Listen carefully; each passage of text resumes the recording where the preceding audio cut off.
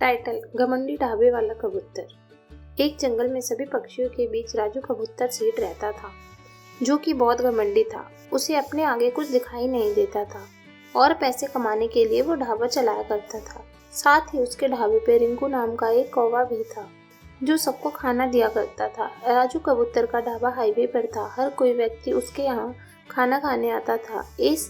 ऐसे ही एक शाम एक रेशमा चिड़िया अपने पति नंदू कौवे के साथ आती है और ऑर्डर देते हुए कहती है, रेशमा, सुनिए, मुझे दाल फ्राई, नान और पालक पनीर चाहिए। जरा 2 थाली लगा दीजिए।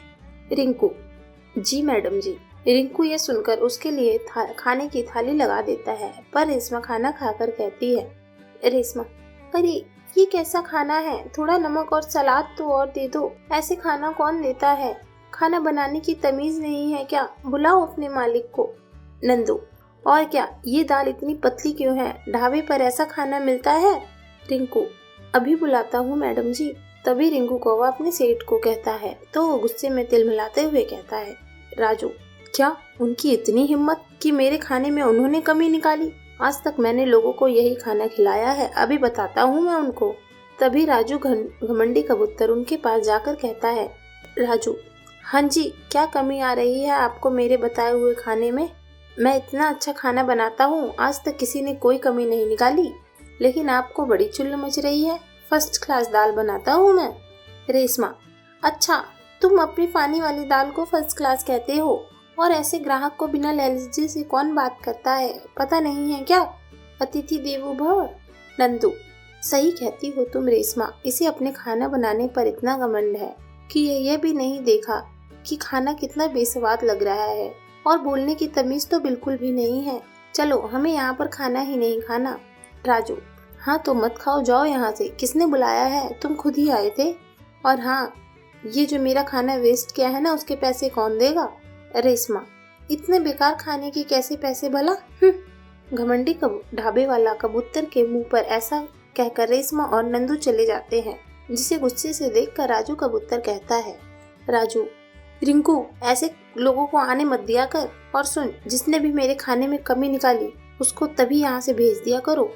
राजू: जी सेठ जी। कुछ देर बाद रिंकू किसी को खाना परोस रहा था, तो सामने से एक मैना उसे टकरा जाती है, जिसके बाद सारा खाना खराब हो जाता है और उसके छींटे उस मैना के ऊपर आ जाते हैं। और वह कहती है, मैना, तुम कैसे ढाबे वाले लोग हो? देखकर चलना नहीं आता क्या? सारा मेरे ऊपर खाना भी खेल दिया।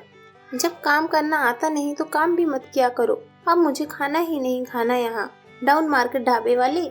ऐसा सुनाकर वो मैना चली जाती है। यह सब होता हुआ देखकर राजू घमंडी कबूतर रिंकू को सुनाते हुए कहता है, राजू, अरे नालायक, तुझसे एक भी काम ठीक से नहीं होता। तूने एक तो मेरा ग्राहक भगा दिया, ऊपर से खाना बर्बाद कर दिया। इसके मैं पैसे काट लूंगा, तेरी ही सैलरी में से काटूंगा। रिंकू: माफ कीजिए मालिक, वही सामने से आ गई थी, मैं तो ध्यान से चल रहा था। आप मेरे पैसे मत काटिए, इन पैसों से मुझे मेरी माँ की दवाई लानी पड़ती है। राजू: अब तूने मेरा नुकसान करवाया तो थोड़ा नुकसान तेरा भी होना चाहिए। जाकर काम कर, वरना मैं तुझे नौकरी से भी निकाल दूंगा। रिंकू: नहीं साहब, ऐसा मत करो, मैं काम करता हूँ अच्छे से। इस तरह वह घमंडी राजू कभी रिंटू को सुनाता तो कभी कभी निकालने वाले ग्राहकों को, क्योंकि खाना तो वह ठीक से बनाता नहीं था। एक दिन एक गरीब चिड़िया उसे रोजगार मांगने आती है, जिसके लिए वह उसे भगा देता है। फिर धीरे धीरे उसकी दुकान पर लोग आने कम हो गए, जिसके बाद उसकी दुकान नहीं चलती और परेशान होते हुए कहता है, राजू, अरे भला ऐसा क्या हो गया? 4 दिन से मेरे ढाबे पर कोई भी खाना खाने नहीं आया। पहले तो बहुत लोग आते थे। तभी गुजरती हुई रेशमा चिड़िया कहती है, रेशमा, जो दूसरों का दर्द नहीं समझता, उन्हें तकलीफ देता है और सदैव अपने घमंड में रहता है, बेफजूल दूसरों पर चिल्लाता है, तो एक दिन भगवान उसे ऐसे ही सजा देता है। जब तुम किसी की मजबूरी नहीं समझोगे तो सबक तो मिलेगा ही। देखा, आज तुम्हारे ढाबे पर कोई नहीं है, सिर्फ तुम्हारे अहंकार के कारण कि तुम अपने बेकार जुबान से सबसे अकड़ कर बात करते हो। अगर प्यार से 2 मीठे बोल बोलते तो इस ढाबे पर बहुत सारे लोग खाना खाने आते। अपने अहंकार में तुमने खाना भी ठीक से बनाना छोड़ दिया। शायद अब तुम्हें मेरी बात समझ आ जाए। राजू: हाँ, बिल्कुल ठीक कहा। आज मेरा घमंड चकनाचूर हो गया। मैंने अपने ग्राहकों के साथ बदसलूकी की, लेकिन अब से मैं ऐसा नहीं करूँगा। सबक मिलने पर घमंडी ढाबे वाला अब प्यार से बात करता है और खुद सबको खाना परोसता था। टाइटल: चिड़िया का जादुई पत्थर। सीन: उड़ते हुए। पाखी: माँ की तबीयत बहुत खराब है, मुझे जल्दी से उनके लिए खाना ले जाना होगा। ढूंढ कर, पैसे भी नहीं है, पिताजी भी अभी नहीं आए हैं। परेशान पाखी चिड़िया अपनी बीमार माँ के लिए खाना ढूंढने निकलती है कि तभी उसके दो दोस्त कालू कौवा और मैना उस पर पत्थर मारते हैं, जिस वजह से वह गिर पड़ती है और कहती है: पाखी: मम्मा, मुझे किसने मारा ये पत्थर उठाकर। कौवा: ओह पीली चिड़िया, कहाँ उड़ते हुए जा रही हो? पाखी: अच्छा तो तू काले कौवे, तेरी हिम्मत कैसे हुई मुझे पत्थर मारने की? दिखाई नहीं देता, मैं काम से जा रही हूँ। मैना: ओहो हो, हमें तो दिखाई ही नहीं दे रहा, बड़ी आई काम करने वाली, एक पत्थर और मारना चाहिए इसे तो। पाखी: ऐसी बात है तो मैं भी पत्थर फेंक कर मारती हूँ।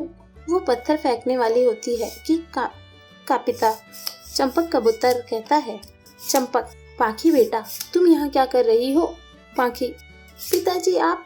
कुछ नहीं पिताजी, मैं किसी काम से आई थी, अभी तो मैं जा रही हूँ, लेकिन इस पत्थर मारने का बदला तुम दोनों से जरूर लूंगी। ऐसा कहकर पाखी चिड़िया अपने पिता कबूतर के साथ लौट जाती है और अनजाने में पत्थर लेकर आ जाती है। पाखी चिड़िया का परिवार बहुत ही गरीब था।